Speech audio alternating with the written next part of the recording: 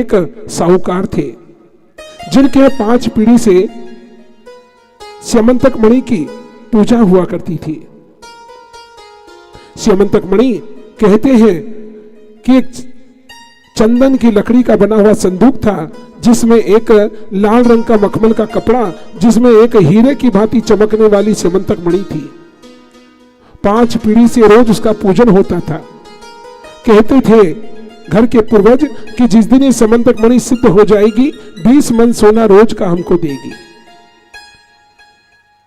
सत्राजीत जी भी पूजा करते थे। आज जैसी पूर्णिमा का दिन आया, पूजन किया और पूजन करके जैसे ही उन्होंने संदूक को लगा दिया और दूसरे दिन जैसे ही संदूक को खोला तो 20 मन सोना उसमें भरा हुआ दिखा। गदगद हो गए। उन्होंने कहा कि अब रोज का इतना सोना हमको मिलेगा, पर किसी को पता नहीं चलना चाहिए। उन्होंने उसे एक झोले में भर करके, एक थैले में भर करके बांध करके रख दिया, अपने शयन कक्ष के अंदर छुपा करके। दूसरा दिन हुआ, तीसरे दिन चतुर्थी का व्रत करती है महिलाएं। उनकी पत्नी का एक नियम था, सत्राजीत की पत्नी का, प्रतिदिन वह जागते ही परमात्मा के दर्शन करती, किंतु जब चतुर्थी का व्रत करती उस समय आंखें खोलती अपने स्वामी के दर्शन करती थी। स्वामी ने अपनी पत्नी से भी ये बात को छुपा के रखा था। 20 मन सोना रोज का मिलता है। आज जैसे संदूक खोलना हुआ और वहां से उनकी पत्नी का आना हुआ, पत्नी ने आते ही कहा मैंने देख लिया। आंखें खोल के स्वामी के दर्शन किए। जैसे ही दर्शन किए, प्रसन्न होकर के कहा देवी मैं तुमसे छुपाना चाहता था, किंतु तुमने देख ही लिया है, तो आओ मैं तुम्हें बताता हूं। देखो 20 मन सोना रोज हमें मिलेगा। ओ हो, इतना सोना? बोले रोज मिलेगा देवी, पर किसी को कहना मत, दीवारों के भी कान होते हैं। नहीं मैं किसी को नहीं कहूंगी। आज प्रसन्न चित्त हो गई। कुछ महिलाओं का स्वभाव होता है दूसरों के मन की टोह को लेना।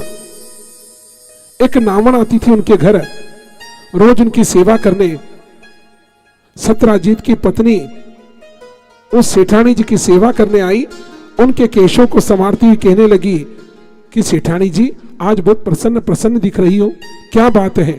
तुम्हारे मन में कुछ शुभ समाचार है? कहा नहीं कुछ नहीं। अरे बताओ ना, मैं किसी को नहीं कहूंगी। अच्छा ठीक है, तुम किसी को नहीं कहो तो बताती हूं। 20 मन सोना हमारे स्वामी को रोज मिलेगा, पता है? 1 सिक्का रोज तुमको दूंगी, पर किसी को कहना मत। ओहो, मेरी ऐसी आदत थोड़ी किसी को कहने की। मना कर दिया। अब जैसे ही भवन के बाहर आई, सत्राजीत के भवन के, अब विचार करने लगी किसको कहूं, किसको छोड़ूं, किसको कहूं, किसको छोड़ूं। तो उसने जाके अपने नाई से कहा, पति से, उसने पूरे नगर में ये बात घुमा दी और ये बात पहुंच जाती है सत्राजीत के कानों में। सत्राजीत जी कहने लगे सबको पता चल गया। तभी द्वारिकाधीश का संदेशा आया। सिपाहियों ने आकर के कहा, हे सत्राजीत जी महाराज, द्वारिकाधीश ने आपको याद किया है। चरणों में प्रणाम द्वारिकाधीश, कहो क्या आज्ञा है? मैंने सुना है कि स्यमंतक मणि सिद्ध हो गई है, 20 मन सोना रोज का मिलता है। हमारी बुआ है कुंती बुआ, उनको अपनी पैतृक शक्ति से जो भी हमें विरासत मिलना चाहिए उन्हें वो नहीं मिली, पैतृक संपत्ति नहीं मिली। हम चाहते हैं कि 15 दिवस के लिए स्यमंतक मणि उनको दे दो, जिसमें इतना धन उनको मिल जाएगा कि छोटी सी जागीर उनकी बस जाएगी। कहा अच्छा, 5 पीढ़ी से सेवा करने तो कोई नहीं आया, अब सिद्ध हो गई तो सबको चाहिए, मैं नहीं दे सकता।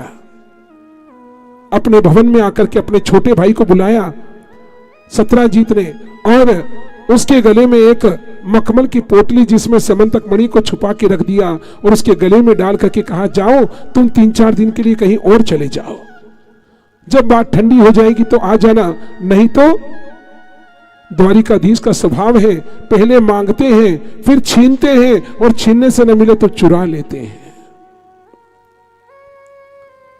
सत्राजीत का भाई चला, घोड़े पर सवार होकर के मार्ग में जल पीने के लिए रुका।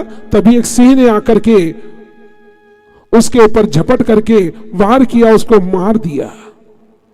लहूलुहान शव को देखा। सत्यजीत ने आरोप लगाया, कलंक लगाया कि द्वारिकाधीश ने मेरे भाई को मार दिया और समंतक मणि को चुरा लिया है।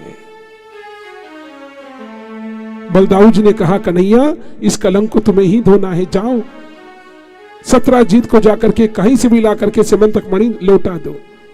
वे गए, लहूलुहान शव के पास देखा, छोटे छोटे भालू के पग के निशान थे कीचड़ के अंदर, दलदल के अंदर। उसका अनुसरण करते हुए गए और एक गुफा के पास पहुंचे जहां पर एक रीछ के 2 पुत्र गेंद समझ करके उछाल उछाल करके खेल रहे थे मणि से। वहां जाकर के उन्होंने मणि को मांगना चाहा, किंतु जब नहीं मिली तभी उनकी बड़ी बहन जामवंती वहां पर आई और आकर के अपने भाइयों से छीन करके मणि द्वारिकाधीश को दे दी। जामवंत जी का आगमन हुआ और जामवंत जी ने प्रसन्न होकर के कहा, भगवान याद है त्रेता युग से हमारा मिलन हुआ था, आज फिर से मिले हैं, मुझे याद है। हे भगवान, आप श्री राम बनकर के अवतरित हुए थे। माता जानकी को जब पुनः लेकर के आए तब आपने कहा था कि हे जामवंत जी, आपने ही हनुमान को शक्ति याद दिलाई थी। जामवंत के वचन सुहाए, सुनी हनुमंत हृदय अति भाए। तुम यदि शक्ति याद नहीं दिलाते तो हनुमान जानकी का पता नहीं लगा पाता। कहो तुम्हें क्या चाहिए। उन्होंने कहा कि आप जैसा पुत्र नहीं हो तो चलेगा, पर एक कन्या ऐसी चाहिए जिसका आप वरण करो और आप जैसा जवाई मुझे मिले। आज ये मेरी कन्या जामवंती मैं आपको सौंपता हूं। उन्होंने कहा मुझे स्वीकार है। जामवंती से विवाह संपन्न हुआ।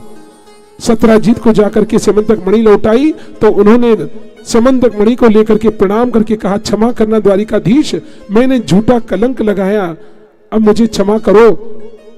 तो मुझसे एक भेंट के रूप में मेरी कन्या सत्यभामा को स्वीकार कर लो। सत्यभामा के साथ विवाह संपन्न हुआ।